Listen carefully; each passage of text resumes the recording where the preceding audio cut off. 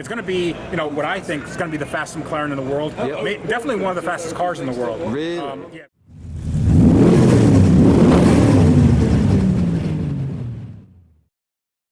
Hi, Madam C, and welcome back to SEMA in Vegas. Today is a very special video, another very special video. We've got Sam Hard and Tavarish behind me who are taking me to a very special car. I'm not with them because Sam's pulling a jack. It's very loud, so we're walking through some of the show to get to Freddy's car and show you what he has and hasn't done so far. SEMA is huge. Everyone's getting pictures in front of the SEMA badge, but there's so much to look at that I'm having to split this into numerous videos, all sponsored by Car Vertical. This is a particular favourite of mine.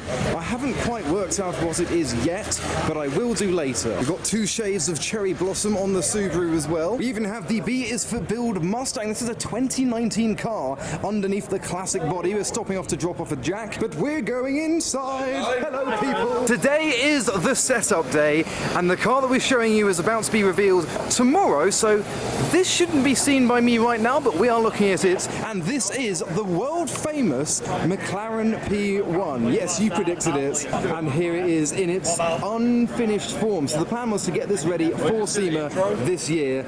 It is here, it just hasn't driven here. So what are we looking at here? Yes, it's a McLaren P1, and no, it is not finished. So the whole rear end is completely exposed. Have you ever seen a P1 in this state? With the cut here, it almost looks more like a longer wheelbase, but no, this is the genuine wheelbase of the McLaren P1. I can notice he's got some new HRE wheels. I think they're probably custom wheels for the car. They look a little bit wider than standard as well.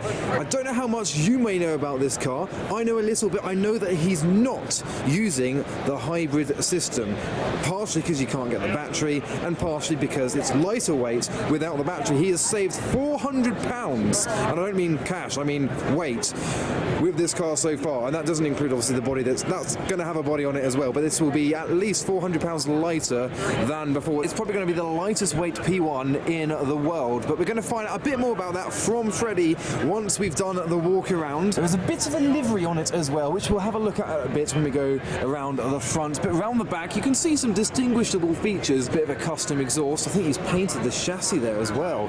It looks more rural, and it's rare to see the actual V of a V8 engine in a McLaren, so this is a unique angle of the car. Inside appears to be a completely custom interior that is unfinished yet, so I think he wanted it to be driving, but no, this is not a drivable car. It's a rolling car. I don't know how long it's taken to get to this stage from when I last saw it on the channel, but got the custom brown interior, and I think there's going to be a bit of a colour reveal. This isn't the final livery, this is due to his sponsor who have brought along the car. There was even, look, a bit of gold there, which matches the gold on the rear of the engine bay, much like the McLaren F1. You also may have noticed there's no glass either, no windscreen, no windows at all, not even on the top of the doors. But here around at the front is where it looks most like a car. I mean, at this angle, look, it's just a P1 that looks slightly higher. I don't know if it's got nose lift up at the moment, but it's a unique looking vehicle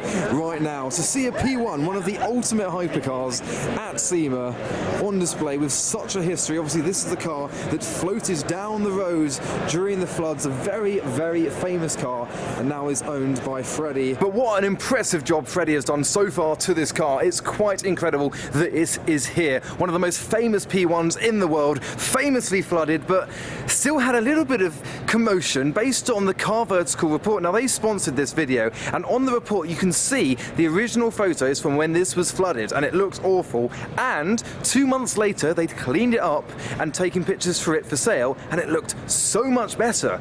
Without the Car Vertical report, and if you didn't already know about what had happened, you wouldn't know this, and that is why they have sponsored this video, to let you know about when you're buying a car, how important it is to do a check. And quite amazingly, using the report, I've just found out this car has only done 508 kilometers since new, so it's barely been driven and already has so much heritage and history and fame one of the most famous, if not the most famous, P1 in the world. So use my code of AdamC when getting your car vertical reports, whatever car you're looking at buying, to get you all the information you need about any car that you may be buying. So let's go speak to Freddy about this car and the journey that it's been on to come here to SEMA on display. So Freddy, you said you do it and you brought it here. Well, I sort of did it, yeah. So congratulations, first of all. Was it meant to be in a more completed state, or? No, so what we wanted to bring people here is, we wanted like a snapshot into the project car build. Yeah. Because this realistically, I don't think we can get it done in a year, and if we would have tried to cut corners or whatever just to make the show, I wouldn't have been happy with the car. No. So we wanted to show people where we were at in the project. So we have an engine, we have a transmission, we have a new exhaust, a new interior, and we have everything sort of stripped away. Yeah. But after this, that's when the real hard work comes in, because we have to make it all work and we have to finalize everything and get a bunch of little nickel and dime parts that we don't have now. But I'm really proud of what we accomplished here. I mean, the car looks fantastic, has HRE wheels on it, it has an interior by E3 Customs and unobtainium exhaust. It's really, really cool. It's going to be, what I think is going to be the fastest McLaren in the world. Definitely one of the fastest cars in the world. Really? Yeah, because we got rid of the hybrid system, which is a little bit controversial, but I think makes this car more of a spiritual successor to the McLaren F1. So we're lowering the weight and we're just giving it a lot of power. So we're trying to do 1,300 wheel horsepower. Wow. It's about 1,500 brake horsepower. And then we're gonna, remove the top speed limiter and see how fast we can go, which is probably gonna be like 260, 270, something like that. Yeah. You got that planned next year? Yeah, and Mr. Ben Collins, wants to be a part of it. Yeah. Perfect. Because amazing. He's crazy. He's nuts. Yeah. So how long ago was this rolling? Was it a bit of a rush? So a week ago, it was just a shell. Yeah. And just a shell without anything in the back. So no engine, No. So we installed the engine. We had to put the transmission on, and there's a lot of stuff that goes into the P1 is really quite different than like 12C, 650S, 720. A lot of things are not where they should be, so we had to make those make those work. Yeah. And a lot of little stuff that you wouldn't really think would happen, but we got through it. Oh well, congratulations, and hopefully next year at SEMA we can see it in its new colour, which is behind wraps still. Yeah. Should we have a look? Yeah. So you're revealing it tomorrow as we film. Obviously this video's gone live after the reveal. Yeah. So this is my first look at the colour. Yeah, so it's going to be exposed carbon. Yeah, exposed carbon, and Wow. it's a candy red with some gold flake, and we're calling the color Amber Dawn. So you can't avoid people calling it volcano red, It's or not volcano, it's not anything no, like that. No. We are making our own color. Yes. Yeah. Wow. So everything's gonna be congratulations. custom on this. Yeah, We're not, absolutely. This not is going your to car. Yes. And forever will be. Yes. Yeah. There's a keeper. Absolutely. Well, amazing. I can't wait to see it next year. And thanks for bringing it along, and thanks for telling the audience about what you've done. Absolutely, man. Sam Haar's getting in the background. Awesome. It's going to be a good show. But today is the setup day of SEMA. We're on the EBC brake stand, who have invited us along and are unveiling the petrol hedonism Toyota and watching these two donks roll in. I don't know what size wheels they've got. These guys are getting very excited by the guy behind the wheel. That is amazing. Something that we don't see in the UK whatsoever. They've got the blower out the top of that. I could not tell you how big they are. I'm going to put XXL as my guess. That is how to make an entrance. The cast of Fast and Furious have arrived. Mark IV Supra and the R34. Seeing an R34 in the US is such a rare sight. And this has got the proper Fast and Furious livery. Amazing seeing these two drive through together. This is the second Fast and Furious Supra at the show. But I was just looking around at some of the cars on display, some more lowriders, etc. And I heard the distinctive sound of a flat 12 from a Ferrari Testarossa. This particular one is chrome gold. You can't see it too well in the lighting. It seems to be missing its classic Testarossa slats in the side. That is astonishing. Part of the Supercar Showdown this year at SEMA.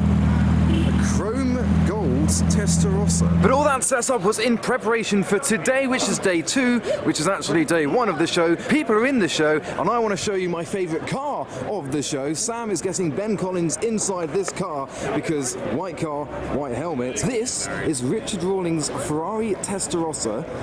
It's electric, but has also been turned into a open-top Barchetta. One thing that you will also notice is the central driving position. It's got 3 seats like a McLaren F1. It's absolutely incredible. The LEDs in the mouth, the sleepy eyes, and the custom single-piece wheels and lightning bolt horse willy. So that was Freddy's McLaren P1, and it's not the only P1 of the show. I've been told there's 2 more, one of which you may recognise from events in the UK. It's even still got the UK number plate on. I believe this now lives maybe Canada, I might be wrong. But this was owned by the owner of the McLaren F1 GTR in this same Lark livery, and then he bought the P1 GTR and had this to match his F1. It's such a shame to not see this anymore. But here it is once again in front of me. It used to be quite local to where I am, so I'd see it at various Goodwood events. This Lark McLaren P1 GTR, which is by a Golf BAC Mono as well. And as if like that, like magic, I have found the 3rd McLaren P1 of the show. Colour flip, chameleon colour, much like the classic TVR colours, with hues of purples, blues, greens, yellows, and a bit of red involved as well. So they were the 3 McLaren P1s at the show. Thanks so much to Freddy for letting us know about the history, the story, the journey, and what's coming with his P1. We're now at the exit, about to watch the cars leaving. That will be in a separate video, so make sure you hit that bell when you subscribe to be notified for when that goes live, because that's going to be the best video of the show. But for now, thanks for watching.